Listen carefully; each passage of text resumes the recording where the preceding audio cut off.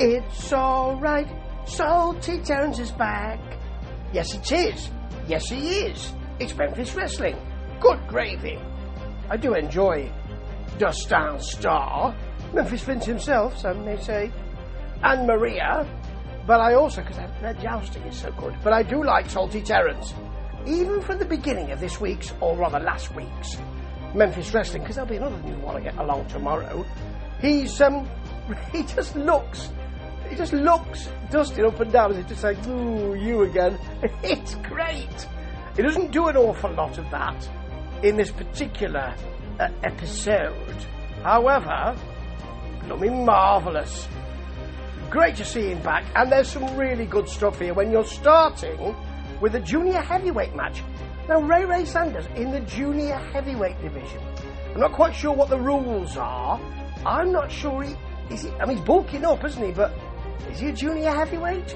Anyway, he's in there with Bradley, as Justin says, not a main event, because he calls himself main event Bradley, but it's got a main event quality to it, and it has. However, the main event this week will be that WWE ID match. Oh yes. But back to this one, which has Kale. Oh hail, it's Kale. Is that what it is? And Kale's a vegetable as well. Not a vegetable I particularly enjoy, but it's one I do eat. And I much more enjoy seeing Kale in a wrestling ring. And Vashon Harvey, who apparently calls himself the head wrestler in charge. Right, if you're in charge, you are the head wrestler. You don't need to call yourself the head wrestler if you're in charge, Vashon. It's called tautology, that. It's something you don't need. So the head wrestler, okay, or the wrestler in charge. Either of those. It's like Charles in charge. Charles didn't call himself Head Charles in charge of me, did he? It wasn't Head Charles in charge. It was just Charles. You get the picture. Right, so earlier on, it's a fatal four-way this. We have everybody attacking, and here comes Oso. Oso good, I'm not quite sure yet, but he's scouting for new talent. So he's not a wrestler, he's a manager, is he? And he doesn't seem happy. He never seems happy. He's been out twice. I think he was out in the Great City Rumble, wasn't he? I think so. And he's he wasn't really happy then, and he's not happy now. So I think he's scouting Ray, who, spoiler alert, will win this match. Of course he will. With that really odd torpedo splash he does with his arms by his side. It's a bit strange. I can't get used to it, to be honest. Anyway, there's some nice moments in this. So main event Bradley hit tossed onto Vashon Harvey, which is nice. A neck breaker on the ropes from Bradley. Inside out leg drop, which is really nice. Ray got a slingshot kick. And then Kale hit a slingshot back elbow. Everyone's slingshotting in Memphis. Doo-doo-doo-doo-doo-doo. Yeah. So he got a high power bomb from Vashon Harvey. I mean, he just dumped him, to be honest. I think it was to Brad. And a big Brad kick. Very nice. Ray then came off the top with a Hurricane Rana. And then an off the top cutter. So that was nice as well. Kale got a sweet face buster. And Vashon Harvey's here to say, look, I can do something as well. Immediately hit a twisting neck breaker. Bradley got a momentum power slam. He used the momentum of his partner, which is lovely.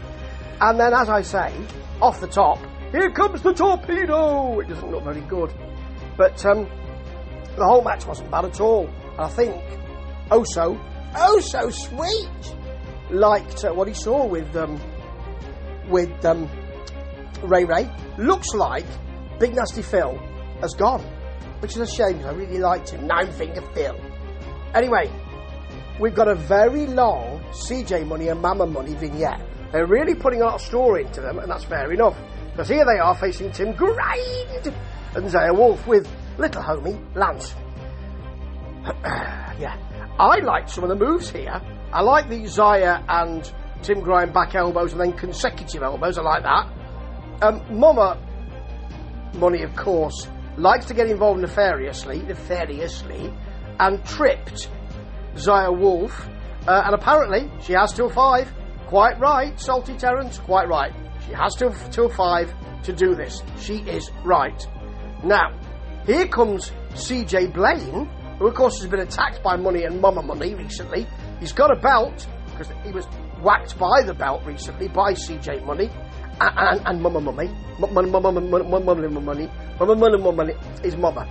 And he chases CJ Money off, and then there's a really odd but lovely wheelbarrow to a neck breaker. So Tim Grind does the wheelbarrow move on Mama Money, and Zaya Wolf grabs the head, hits a neck breaker. That's really nicely done.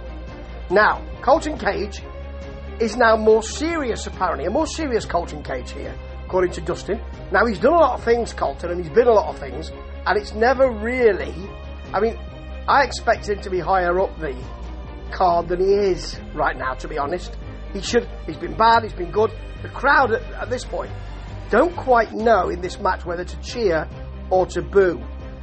That's got to be sorted out. He is coming back from a bad leg injury, knee injury, I think it is. Not neck, knee, Steve.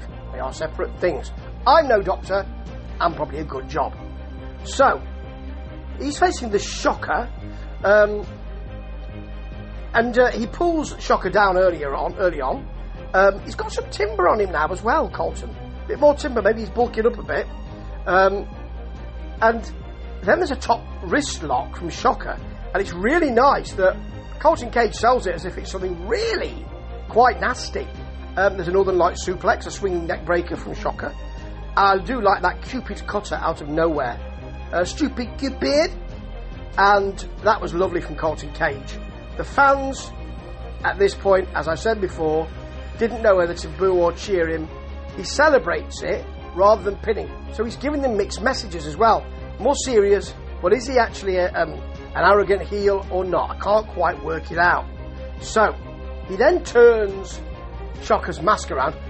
I didn't see it, we had to be told, which is fair enough. And then that's a lovely missile dropkick, which he calls the Cupid's arrow for the pin. That was very, very nice.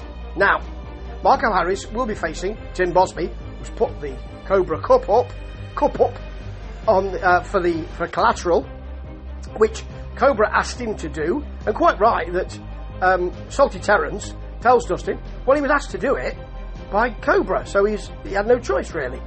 And he will face Marco Harris in a 2 out of 3 match, because Marco Harris is living rent-free in his head at the moment. Marco doesn't seem too bothered. He's the EPW champion, and here he's facing Ice Main Sosa.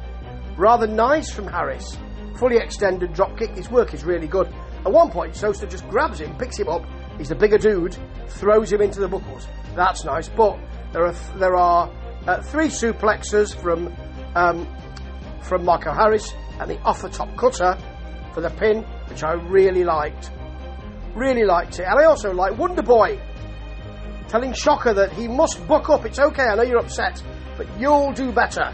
And Shocker enjoying that pep talk. Very nice. I also like the black and white flashing lights on the spikes, and then to the face of Simon. Great promo from him. I mean, not much from him, but the way they shot it, the design of it, very nice. And he does want the gun show. He wants the belt. And as Salty Terrrence tells us, the gun show should be here to defend the title. And yes, he should.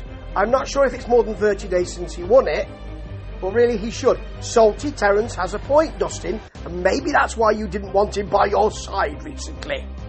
Because he tells the truth. He speaks truth to power. Okay, Aaron Roberts versus Jackson Drake. It's great. As early on, this is the WWE ID match, the showcase match. Early on, Salty Terrrence says, imagine, he's speaking about Aaron Roberts being £420, and I'm 260, he's 420, imagine that. Dusty says, 260? Yeah, on a good day. That's really nice. Very nicely done. I like the way that Jackson Drake makes Aaron Roberts chase him. Big Roberts' shoulders. He smiles and gurns to the camera. Lovely high cross body, because you wouldn't expect a big man to be able to fly like that. That's from Roberts for a 2.999 recurring. And he runs Drake into the corner, but then he gets put down himself with another crossbody from Drake for a 2 count. Nice running drop kick from Drake. Extended moonsault, very nice for a 2.999, but he ends up in the Tree of Woe.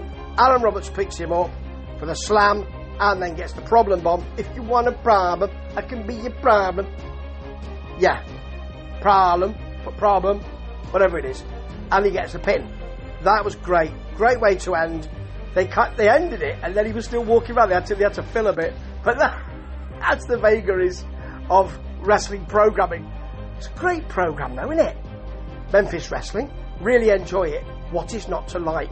This had no guests. It had no really big events, but it was still so enjoyable. That is the sign of a superb program, and superb salty Terrrence too. Ta-ta.